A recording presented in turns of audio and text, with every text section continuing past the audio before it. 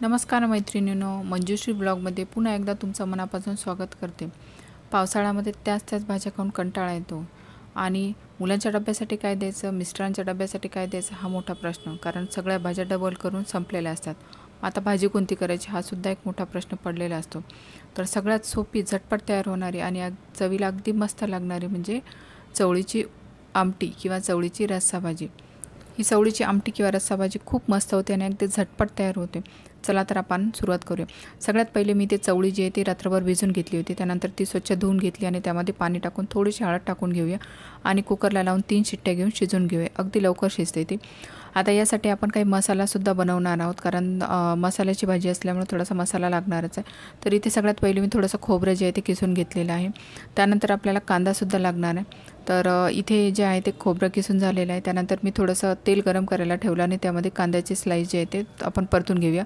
तर इथे कांदा जो आहे तो आपल्याला थोडासा लालसर भाजून घ्यायचा। लालसर भाजल्यानंतर त्यामध्ये लगेच आपल्याला जे आहे ते लसणाच्या पाकळ्यासुद्धा टाकून घ्यायच्या आहेत थोड्याशा, आणि अर्धी मिरचीसुद्धा मी टाकलेली आहे। थोडंसं अद्रकसुद्धा त्यामध्येच टाकून घेतलेलं आहे। थोडंसं परतून घेऊया आणि नंतर लगेच त्यामध्ये आपण मगज बी टाकूया। मगज बीमुळे तुमचा रस्सा जो आहे तो खूप दाटसर आणि चवीला मस्त लागतो, त्यामुळे ते स्किप करू नका। असेल तर जर नसतील तर काजूचे तुकडे टाकले तरीसुद्धा चालतील।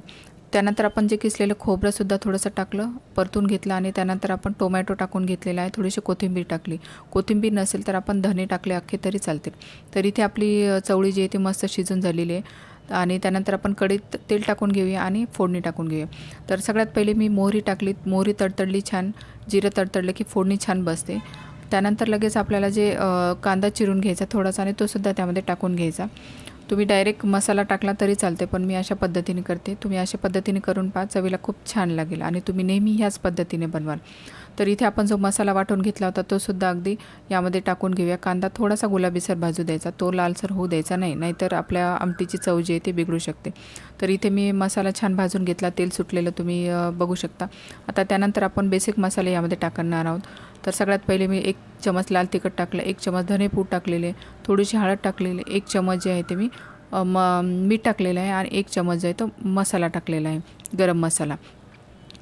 आता हे सगळे मसाले परत एकदा आपण थोडंसं परतून घेऊया, म्हणजे ते कच्चे राहणार नाही।